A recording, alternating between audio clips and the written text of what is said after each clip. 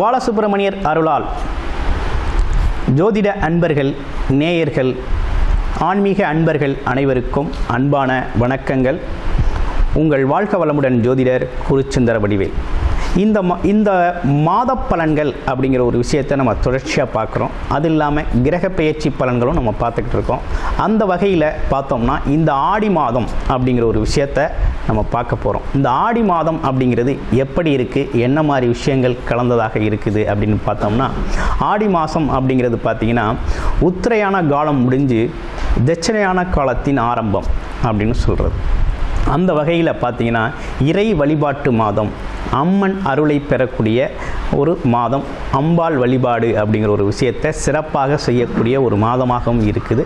அது இல்லாமல் கிராமப்புறங்களில் பார்த்திங்கனாக்க கிராம தெய்வங்களின் வழிபாடுகள், அதாவது முனீஸ்வரர் வழிபாடு, காளி கோவில் வழிபாடு, அது மட்டும் இல்லாமல் பார்த்தீங்க அப்படின்னா கருப்பர் வழிபாடு, இந்த மாதிரி கிராம தெய்வங்களின், கிராம காவல் தெய்வங்களின் வழிபாடுகள்லாம் இந்த காலகட்டத்தில் ரொம்ப சிறப்பாகவே நடக்கக்கூடிய ஒரு அமைப்பு அப்படிங்கிறது இருக்குது. பொதுவாகவே பார்த்திங்கன்னா ஆடி மாதத்தில் திருமணம் அப்படிங்கிற ஒரு பேச்சை தவிர்ப்பாங்க. அந்த வகையில் பார்த்தோம்னா எது வரையும் அதை தவிர்த்துக்கிறது, எதுக்கு பிறகு அதை துணைக்கலாம் அப்படின்னா ஆடிப்பெருக்கு வரையும் தான் அந்த மாதிரி விஷயங்களை கொஞ்சம் தவிர்த்துக்கிறது அப்படிங்கிறது நல்லது. அதற்கு பிறகு ஆடிப்பெருக்கு முடிந்த பிறகு ஆட்டோமேட்டிக்காக உங்களோட திருமண சுபகாரிய பேச்சுக்கள், அதற்கான வேலைகளை நீங்கள் செய்ய ஆரம்பிக்கலாம், தொடங்கலாம்.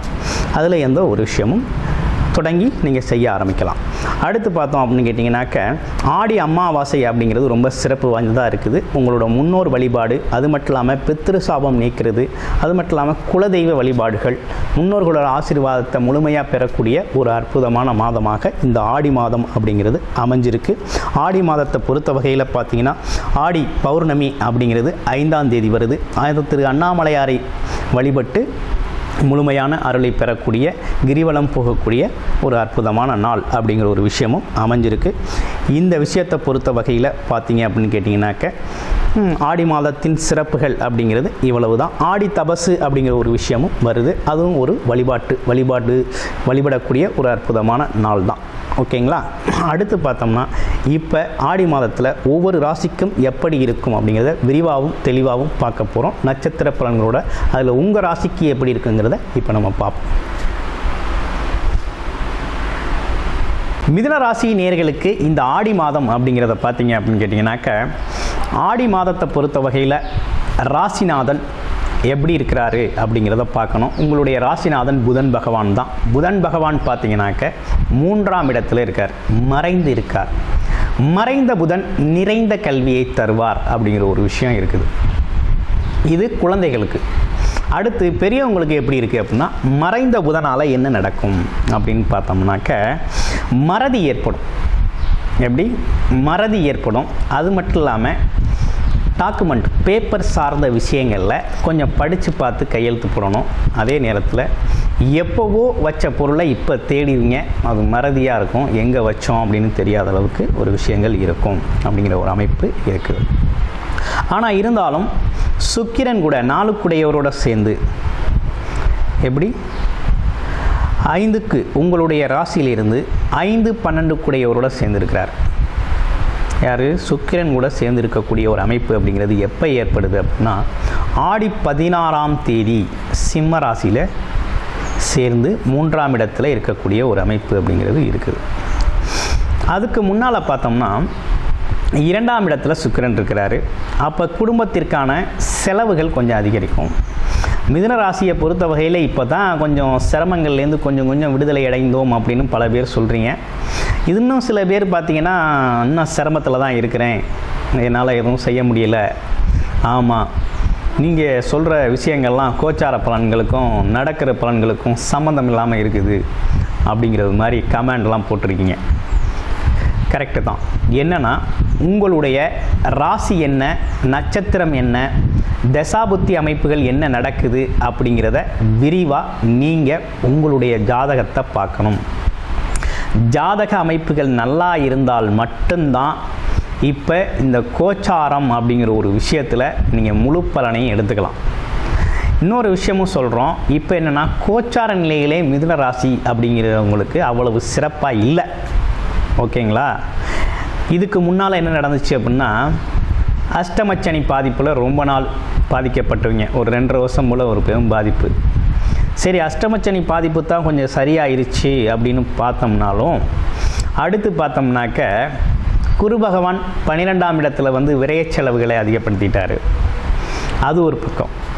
அடுத்து பார்த்தோம்னாக்க இப்போ ராசிநாதன் இடையில் ராகு பகவானோட போய் கொஞ்சம் சேர்ந்து இணைவு பெற்று தொழில் வேலையில் இருந்த கொஞ்சம் வருமானத்தையும் கெடுத்து அதுலேயும் பல்வேறு சிக்கல்களை உருவாக்கிட்டார். அப்போ மிதுன ராசியை பொறுத்த வகையில் என்னென்னா, உங்களோட அனுபவம் அறிவும் மட்டும்தான் இப்போ நம்மள்கிட்ட இருக்குது. ஒன்றும் பணங்காசுக்கு வழி கம்மியாக இருக்குது அப்படிங்கிற மாதிரி தான் சூழ்நிலை அமைஞ்சிருக்கு.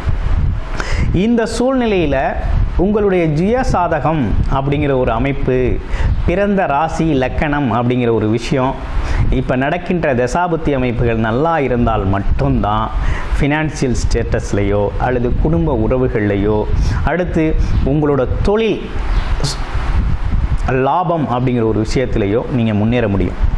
இல்லைன்னா கொஞ்சம் பொறுமையாக இருக்கிறது தான் நல்லது அப்படிங்கிறதும், ஆன்மீகம் சார்ந்த விஷயத்தில் மனதை ஈடுபடுத்திக்கிறது தான் நல்லது அப்படிங்கிறது அமைப்பு தான் ஏற்பட்டிருக்கு.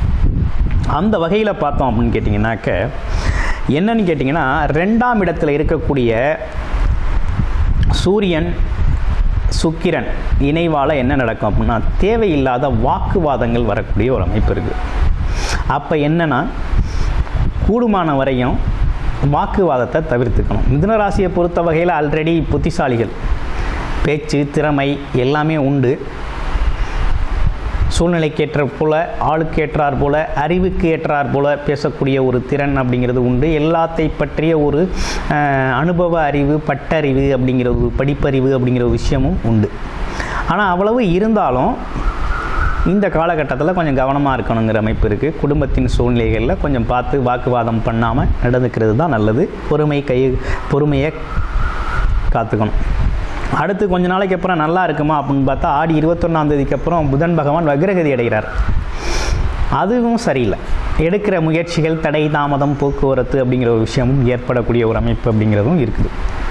சரி, இதுதான் சரியில்லை, மற்றபடி வேறு என்ன நல்லா இருக்குது அப்படின்னு பார்த்தோம்னா, 4ஆம் இடம் வண்டி வாகனம் வீடு யோகம் சார்ந்த விஷயத்துக்கும் அவரே அதிபதியாக இருக்கிறாரு. அப்போ என்ன செய்யலான்னா, இந்த பழைய வண்டி வாகனங்களை கொஞ்சம் மாற்றிக்கலாம், சரி செஞ்சுக்கலாம். குடும்ப தேவைகளை கொஞ்சம் நிறைவேற்றக்கூடிய ஒரு அமைப்பு அப்படிங்கிறது மட்டும் ஏற்படுது. முழுமையாக பண்ணுறக்கூடிய ஒரு அமைப்பு அப்படிங்கிறது இல்லை. அடுத்து 5 குடையவர் 3ஆம் இடத்துல இருக்கார். குழந்தைகளோட தேவைகளை நிறைவேற்றக்கூடிய ஒரு அமைப்பு அப்படிங்கிறதெல்லாம் உண்டு. குறிப்பாக உங்களுக்கு உடல் ஆரோக்கியத்தில் கவனம் வேணும், குடும்பத்தில் பேசுகிறதுல கவனம் வேணும், தொழில் சார்ந்த விஷயத்தில் கவனம் வேணும் அப்படிங்கிற ஒரு அமைப்பு அப்படிங்கிறது ஏற்பட்டிருக்கு.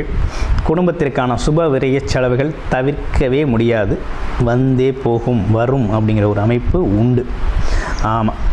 அடுத்து பார்த்தீங்கன்னா 9ஆம் இடத்துல இருக்க சனி பகவான் இப்போ வருகின்ற ஆடி அமாவாசை முன்னோர்கள் வழிபாடு, பாக்கியஸ்தானத்தில் பாக்கியாதிபதி இருக்கிறது அப்படிங்கிறது ஒரு நல்ல விஷயந்தான்.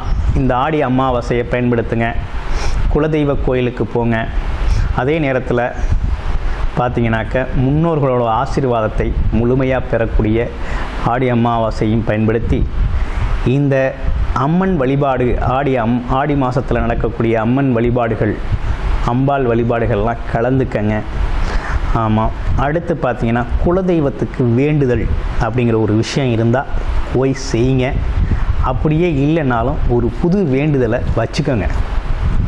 எப்படின்னா, வேலை, தொழில், வருமானம், குடும்ப அமைப்புகள், குழந்தைகள் நலன், இது சார்ந்து வேண்டுதல் வச்சுக்கிட்டு அடுத்த கட்ட பயணத்தை நீங்கள் தொடங்கலாம்.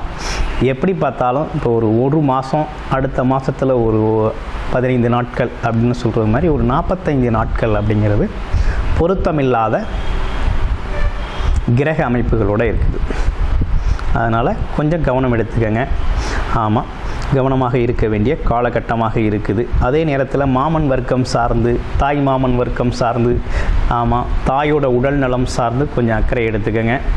அக்கறை எடுத்துக்க வேண்டிய ஒரு அமைப்பு அப்படிங்கிறது இருக்குது. ஆனால் எப்பேற்பட்ட சூழ்நிலைகள் வந்தாலும் கையாளக்கூடிய ஆற்றல் அப்படிங்கிறது உங்களுக்கு இருக்குது. அந்த வகையில் நீங்கள் எதுவும் பயப்பட வேண்டாம்.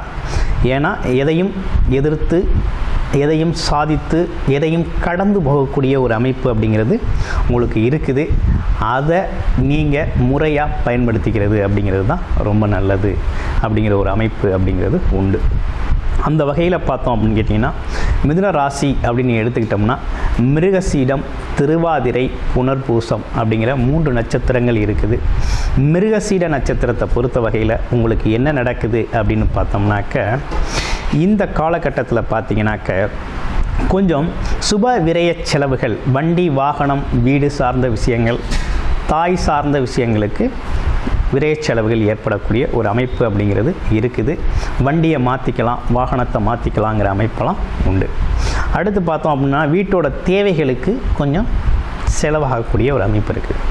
அடுத்து பாருங்கள், உங்களுக்கு திருவாதிரை நட்சத்திரத்துக்கு எப்படி இருக்குது அப்படிங்கிறத பார்க்க போகிறோம். புது தொழில் வாய்ப்புகள், வருமான வாய்ப்புகள்லாம் இந்த காலகட்டத்தில் ஒன்று விட்டால் ஒன்று அப்படின்னு தொடர்ச்சியாக வரும். அப்போ உங்களுக்கு அந்த வருமான வாய்ப்பு, தொழில் வாய்ப்புகள்லாம் வரும். அதை பயன்படுத்துறது அப்படிங்கிறது உங்களோட மனநிலையில் ஒரு தெளிவு இருக்கணும். அதனால் பார்த்திங்கன்னா யோகா, தியானம் விஷயங்கள், மெடிடேஷன்லாம் கொஞ்சம் தொடர்ச்சியாக பண்ணிக்கிட்டு உங்களை நீங்கள் ஆரோக்கியமாக வச்சுக்கிட்டு ஆரோக்கியமான மனநிலையில் அணுகுனீங்க அப்படின்னா வருமானம் அப்படிங்கிற தொழில் வாய்ப்பு, வருமான வாய்ப்பு, வேலை சார்ந்த விஷயங்கள்லாம் கொஞ்சம் இலகுவாக நீங்கள் கையாளக்கூடிய ஒரு தன்மை அப்படிங்கிறது ஏற்படுது. அப்புறம் பாருங்கள், அடுத்து பார்த்தீங்கன்னா புனர்பூசம் நட்சத்திரத்துக்கு எப்படி இருக்குது அப்படிங்கிறத பார்க்க போகிறோம். புனர்பூசம் அப்படின்னு எடுத்துக்கிட்டோம் அப்படின்னா இந்த காலகட்டத்தில் குழந்தைகளோட தேவைகளை நிறைவேற்ற கொஞ்சம் சேமிப்பு பணம் இருக்கு இல்லையா, லாபங்கள் சார்ந்த விஷயத்தில் இருக்கக்கூடிய சேமிப்பு பணங்கள், குழந்தைகளுக்காக கல்வி செலவு, அதே நேரத்தில் பார்த்தீங்கன்னா குலதெய்வ கோவில் வழிபாடுகள், ஆலய வழிபாடுகளுக்காக பயன்படுத்த வேண்டிய சூழ்நிலைகள் அப்படிங்கிறதெல்லாம் இந்த காலகட்டத்தில் ஏற்படும். புது புது மனிதர்களோட சந்திப்புகள் ஏற்படும். அதே போல் ஆன்மீக ஸ்தலங்கள் நிறைய இடங்களுக்கு போயிட்டு வரக்கூடிய வாய்ப்புகள் கிடைக்கும் உங்களுக்கு. வாழ்த்துக்கள். மிதுன